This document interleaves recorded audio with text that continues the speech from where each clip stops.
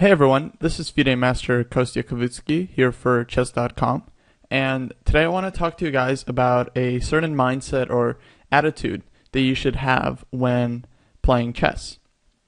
And what I want to recommend to you guys is to always search for the most active solution to your problems. And what does that mean? That's kind of a very vague statement. But what that means is after you leave the opening, you're going to have to make certain decisions, right? Once you leave your knowledge of openings and opening theory, you're going to have to develop a plan. You're going to have to find a way to improve your position, improve the position of your pieces, solidify any weaknesses you might have, and also look for ways to attack and assault your opponent's position. So there are a lot of decisions that need to be made in this sort of transition stage from the opening to the middle game. And one particular decision that I think a lot of inexperienced players have trouble with is trying to find a defense when their opponent makes some kind of threat, any kind of threat, right? Take a look at the position we have.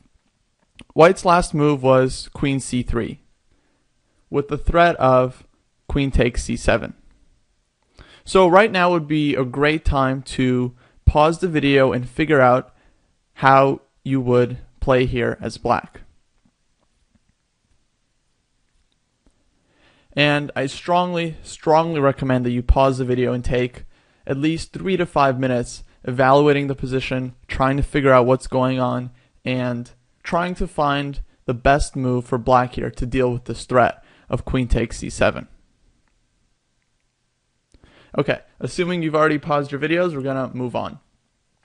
So the first thing you need to do when you see any sort of new position is evaluate it. You need to figure out who's better and why, right? In this case, I would say that white definitely has the advantage here.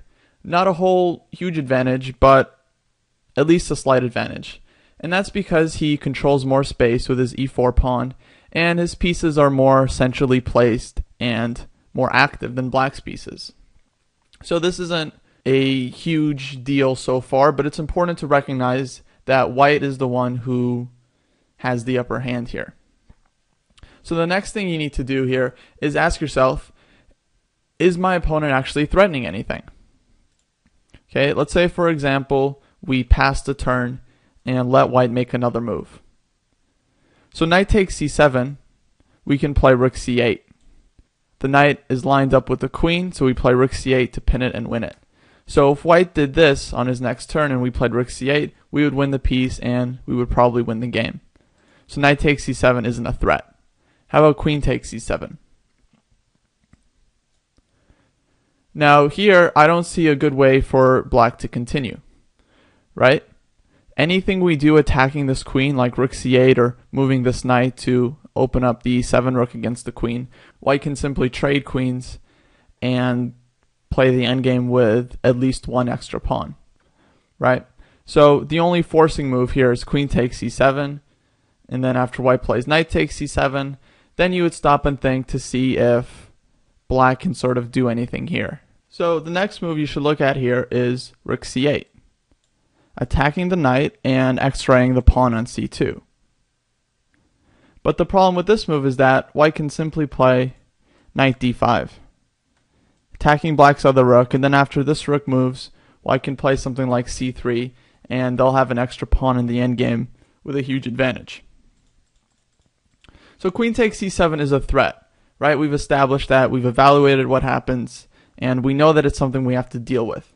So now what? How do we defend against this threat? And here's where I want to really talk about how you should be looking for the most active solution. Black has a couple of different ways here to defend this pawn. The most obvious way is moving this knight. Okay, I guess the most obvious way is pushing this pawn or playing rook c8, but you can probably realize pretty quickly that moving the rook to c8 hangs the a7 pawn, and pushing our c pawn would hang the d6 pawn. So these options we can just immediately rule out because they lose material. So the most obvious option that doesn't lose material is moving this d7 knight somewhere and opening up our e7 rook to control the c7 square and defend the pawn. So for example, knight e5 here is probably a move that a lot of you would have played, defending the pawn and putting the knight on a better square in the center. So this move looks really good, but there is a problem with it, and that problem is that black's position still remains kind of passive. Right? The queen on d8 isn't activated, the rook on a8 is doing absolutely nothing, and this rook on e7, its only real job is defending the c7 pawn. Right? It's no longer putting pressure on the e-file anymore. And because black's position remains passive, it's very likely that white can use his better activity to develop a real powerful initiative. A good move here for white would be knight d4. And the threat with this move is f4. And after we move our knight on e5, white's going to play knight f5. The double attack on the rook on e7 and the checkmate on g7. So something like this would be really good for white. And if you can see this during your game, well, now it's time to think of a better defense if you have one, right? So at this point, we realize that the simple move, knight e5, just isn't going to cut it. It's not a good enough defense. And even if it was a decent defense, even if this move didn't lead to a huge, powerful initiative for white, you should still look for a more active solution to your problem. You should try to find a way to not only defend the pawn, but cause some kind of issue for white. So the move played in the game, and by the way, playing black here is Manuel Lasker, the second world champion, is rook e5.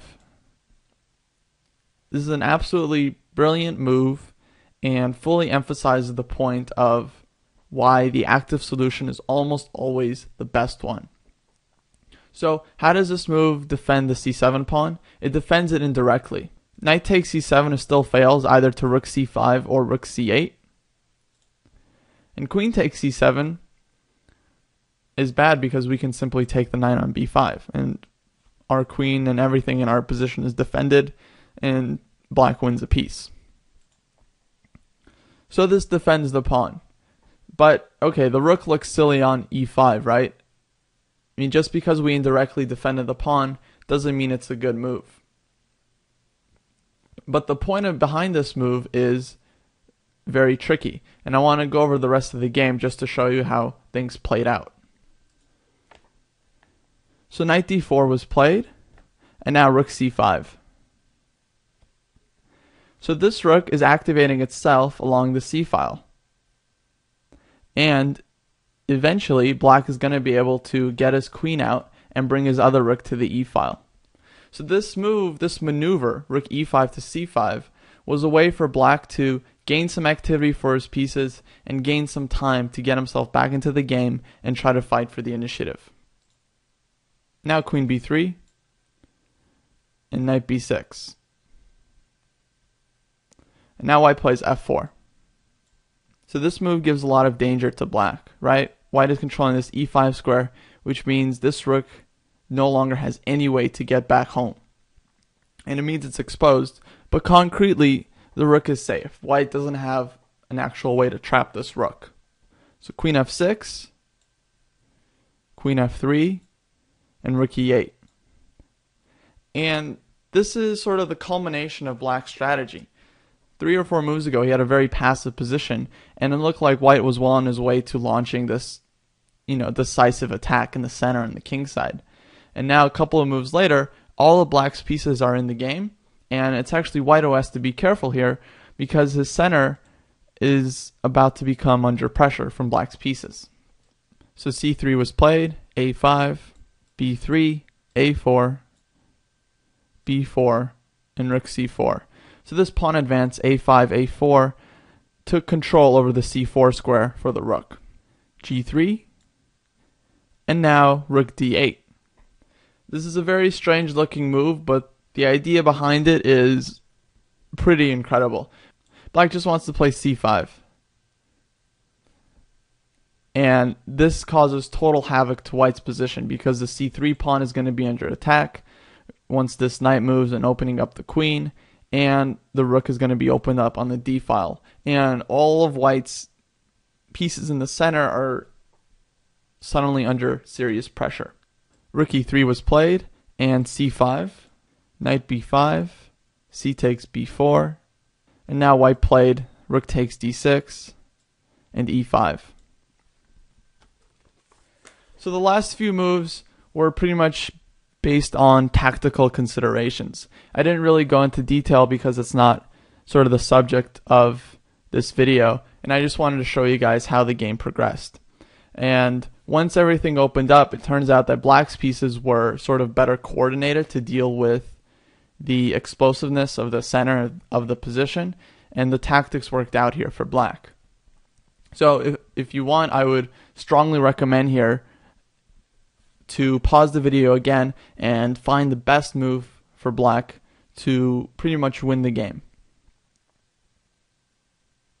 Okay, so white is forking the two pieces here, and then if black makes a simple move like queen g6, he's probably going to be okay, but then white can play knight takes d6, and the position becomes really unclear, and I'm not actually sure who's going to be better if black makes a simple move like queen g6. But Lasker again found the most active solution to this problem, and this time again it was based on tactical opportunities. So the move played in the game, and the strongest move, is rook takes f4. And the point behind this move is that after white captures this rook, black has queen g6 check, getting his queen away from the fork with check. And after white moved his king, he played queen b1 check, rook d2 check, and he took this pawn. And the position we were left with here after a3 is completely winning for black. He's got two extra pawns, but what's important here is that this a pawn is very strong, and white was unable to stop this pawn from queening, and thus black won the game. So again, the point of this video was to discuss this position back here. White played this move queen c3, making a threat against the c7 pawn, and instead of defending the pawn the routine or mundane way with knight e5, which would lead to a pretty bad position for black, Lasker found a very active solution to his problem. He played rook e5, activated this rook, and got enough time to seize the initiative by bringing out his other pieces very quickly. Thanks a lot for listening, and I'll see you around on Chess.com.